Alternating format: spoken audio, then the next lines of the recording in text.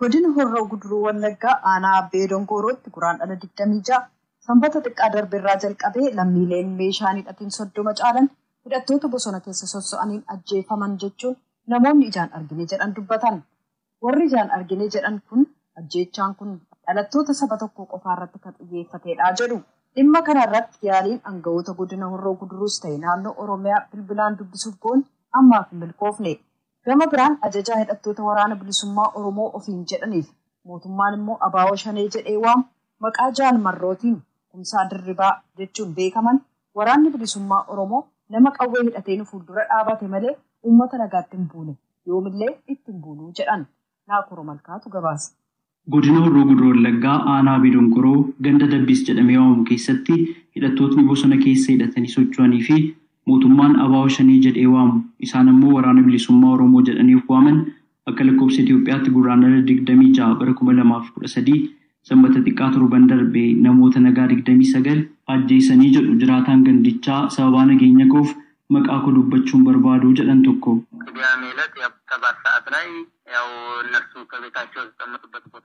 Torban darbee gaafa sanbata xiqqaa sa'aatii 7 irratti namootni ajjeefaman kunneen akkuma mana isaanii jalatti walitti qabamanii jiranitti hidhattootni kunneen ukkaamsanii gara lagaatti fudhatanii deeman. Humni nagaa eegumsaa mootummaa isaaniif qaqqabus hin turre. Sanaan booda naannoo sa'aatii 8 irratti warra dhiiraa dhukaasanii yeroo ajjeesan warra dubartootaa immoo haaduudhaan ajjeesan. Haala kanaan namoonni ajjeefaman 29 ta'u. Halkan sana miseensonni raayyaa ittisa biyyaa reeffa walitti qaban. Yeroo sanas daa'ima waggaa 2 hin guutin lama argan. Miseensota raayyaa ittisa biyyaa wajjin ta'uudhaan kan dheengadda namoota 29 kan awwaalle ajjeechaa kana kan raawwatan hedduun miseensota shaneeti.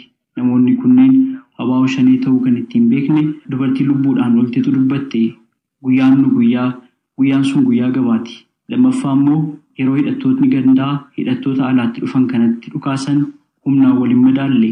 Ergasiis miseensotni humna addaa dhufanii isaaniinis waliin madaalle humna isaanii ol ta'e hanga ammaa humni mootummaa nu gargaaruudhaaf bakka kana dhufee hin jiru jedhan. Namni kan biraan waan sanbata xiqqaa sana waaree booda ta'e ijaan arge jedhanii fi waan ofiif maatii koof sodaadhuuf maqaa koo hin ibsu jedhan illee namoota ajjeefaman miseensota raayyaa ittisa biyyaa waliin ta'uun awwaaluu isaanii dubbatan.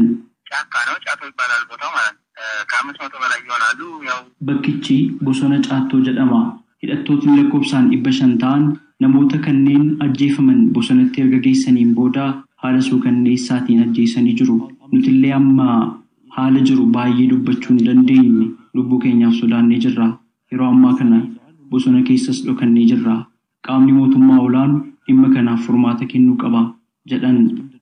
Gama biraatiin achuma aanaa Abbee Dongoroo ganda Tulluu Gaanaa jedhamutti namootni nagaa lama qaamolee nagaa eegumsaa mootummaatiin ajjeefamanii jedha. Namni maqaan isaa Geetaawun Amaaraa akka ta'e dubbatuu fi namoota ajjeefaman keessaa tokko hiriyaasaa akka ta'e dubbatu.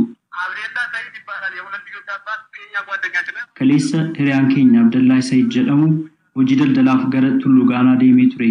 Ganda sana keessattis hidhattoota humnoota nagaa eegumsaa mootummaatiin ajjeefamee jira. Namni kun waan akka akaafaa doomaaf kanneen biroo gurguruutiin jiraata. Nama kana mana hidhaatti erga hidhanii booda halkan baasaniiti kan isaan ajjeesan. Har'a kunoo sirna awwaalcha isaa raawwataa jirra. Dargaggoon kan biraa umriin isaa 25 ta'es ajjeefamee jira. Namni kan biraa tokko immoo madaa'eera jedhan. Bulchaan godina Horroo Guduruu Wallaggaa obbo Baqqala Dachaasaa akka raadiyoo sagalee Ameerikaa irraa bilbileetti himnee yeroo gaaffii jalqabnu natti hin dhaga'amu jechuun kan bilbila cufatan dheengadda yommuu ta'u hanga yeroo oduun kun qindaa'etti bilbila harka isaanii hin kaasanii. Komishinarri Jeneraalaa Komishinii Poolisii Oromiyaa Araarsaa Mardaasaa gama isaaniin bilbilaan warra biiroo Kominikeeshinii Oromiyaa hoogganutti nu qajeelchanis ammaaf deebii argachuuf itti milkoofne. Gama biraan bulchaan godina Horroo Guduruu Wallaggaa obbo Baqqala Dachaasaa gaaffiif deebii BBC wajjin taasisaniin hidhattoota abaawoo shaneetu Abbee Dongoroo keessatti namoota nagaa 22 haala suukanneessaan ajjeesee jedhan. Aanaa Abbee Dongoroo ganda Dabbiis keessatti ajjeechaa kanneen kan raawwatan hidhattoota waraana bilisummaa Oromoofiin jedhan mootummaan ammoo abaawoo shanee jedhee waamu jechuun kanneen isaan argine jedhan komataniif ajajaa riphee loltoota waraana bilisummaa Oromoo zoonii lixaa maqaa jaalmarrootiin beekaman Kumsaa Dirribaa bilbilaan dubbisnee turre akkas jedhu. Ajjechaanii ati bakkoota adda addaa maqaa dhoofte achitti qofaa miti ka adeemaa jiru. guutummaa biyyattii keessatti adeemaa jira. Ajjeechaan kun har'a aduu saafaa guyyaa waaree raawwatamuu jalqabuu isaatiin namni hedduun reef abbaa abduu hirriba keessaa dammaqeetti irraa dubbachuutti jira malee wanni kun dhoksaan bakka adda addaatti adeemaa ture. Haala amma biyyattii kana keessatti mootummaan uummataa hin jirree fi mootummaan uummata ittisuu danda'u hin jirre keessatti namni hundiyyuu akka isaaf mijatu akka bifa amantiin haa ta'u, bifa sabummaan haa ta'u yookaan bifa fedhii dhuunfaa waliin dhiphachuu danda'u irratti walitti dhufee ijaarameen haa ta'u, sadoo mataa ofii ittisuu fi meeshaa waraanaa hanga funyaaniitti hidhatee jiru keessatti waraana bilisummaa Oromootu ajjeechaa akkasii raawwata. Ajjeesni dubbachuun inni kun rakkoo sanaaf furmaata ta'uu hin danda'u. Nuti warra nagaa waaraa biyyattii kana keessatti deemu waan ta'eef warra boruu hegeree boruu biyyattii harkaa qabu waan ta'eef ajjeechaa akkasii raawwata. Obbo Kumsaa, asirratti wanta isin gaafachuu barbaadu yeroo dhalattootni saba kan biraa ajjeechaan nurratti raawwatame maatiin keenya nu duraa du'an jedhan wanti isaan nutti himan waraana bilisummaa Oromoo mootummaan shanee jedhee waamu ajjeechaa kana kan raawwatu jedhu isaaf ammoo ragaa akkamii qabna jedhu biyya keenya nuuf gadhiisaa akkasumas immoo waan qaamolee bosona keessa hidhatanii socho'an dabarsinee kennuuf ajjeechaa suukanneessaa kana nurratti raawwatu jechuun kan isaan dubbatan. Kanarratti maal jettu? Naannolee kana keessatti ajjeechaan raawwatamaa jira moo hin jiru? Yoo raawwatamaa jiraate eenyuree ajjeechaa kana kan raawwataa jiru? Uummanni nagaanii Oromiyaa keessa nagaan bahee galaa jiraatu afaan kamuu haa dubbatu saba kamirraayyuu haa ta'u amantii kamiyyuu haa hordofu uummata nagaa jiruu fi jireenyaa hawaasni tokko jiraachuu qabu Oromiyaa keessa jiraatu yoo ta'e warra bosona jiru dabarsinee waan kenninu jechuu keessayyuu maaltu isaan galche uummata nagaa erga ta'e hiree Oromoon qabdu Oromiyaa keessatti saba Oromoo waliinii wal cinaa nagaan bahee galaa jira yoo ta'e maaltu gara waan akkasii hordofuu fi warra bosona jiru dabarsinee kennina jechuutti deemame jennaani nu lolaa jiruu jechuudha. Erga nu lolaa jiraatanii nama si ajjeesu wanni ati dhaabbatti ofirratti ilaaltuu fi hin jiru.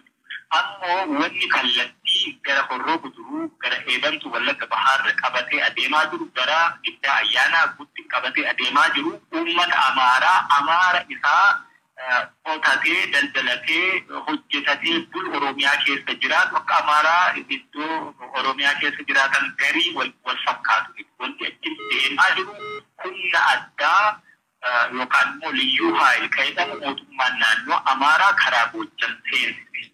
Lolli adeemaa jiru warra kana waliin warra qawwee hidhatee weerara lafaa gaggeessaa jiru kolonii kaleessaa impaayar Itoophiyaa Oromoo irratti jalqabdee osoo hin milkaa'in hafe yookaan ammoo gidduutti makiinsaa fi wareega malmaan Oromoo kafalamiini dhaabbataa turetu amma naanna'ee dhufee bakka dhaabbata irraa itti fufuu fi adeemu kirkira yookaan tattaaffii waan sana galmaan ga'uuf adeemutu lola Oromiyaa irratti labsametu adeemaa jira. Amma garuu kan isaan jechaa jiran mana manaatii baasanii ukkaamsanii lagatti geessanii isa meeshaa hin qabne kan isaan ajjeesaa jiranii jechuun kan isaan dubbataa jiran. Himannaan akkasii naafur himannaa hundee hin qabne waraanni bilisummaa Oromoo beeki har'aa iccitii miti kan inni socho'aa jiru hawaasa bal'aa keessa guyyaa waaree aduu saafaan socho'aadha jira waan inni raawwatu hundi isaayyuu eenyu jalaayyuu kan dhokatee miti waan namoonni miidiyaa argatan hundumaa irratti waa maqaa hadheessii fi waraana bilisummaa Oromoo bulguu godhanii dhiyeessuuf taasisan sana isa akkasii fi bakka hin qabnu bakka jiraachuu hin dandeenyu nuti. Waan goonu hundumtuu hawaasa Oromoo fi hawaasa addunyaa hunda biratti kan mul'atu iccitii hin qabne mootummaa abbaa irree maafiyaa aangoo barcuma siyaasaa uummataa hatee irra jiru waliin waraana milishaa tika poolisii warra akkasii waliin lolli keenya. Kanammoo dhoksaa hin qabu lollee irraa hiikaa Oromiyaa dhiigaan bilisoomsuuf adeemaa jira. Himannaan sun himannaa hundee hin qabne himannaa qaamni walabaa kamiyyuu adda hin baane. Lolli keessan yookaan kan isin gochaa jirtan humna addaa naannoo Amaaraa irraa hidhatee dhufee jettan isaaf ragaa maal qabduuf biraa humnoota sana ta'uu isaanii jechuudha.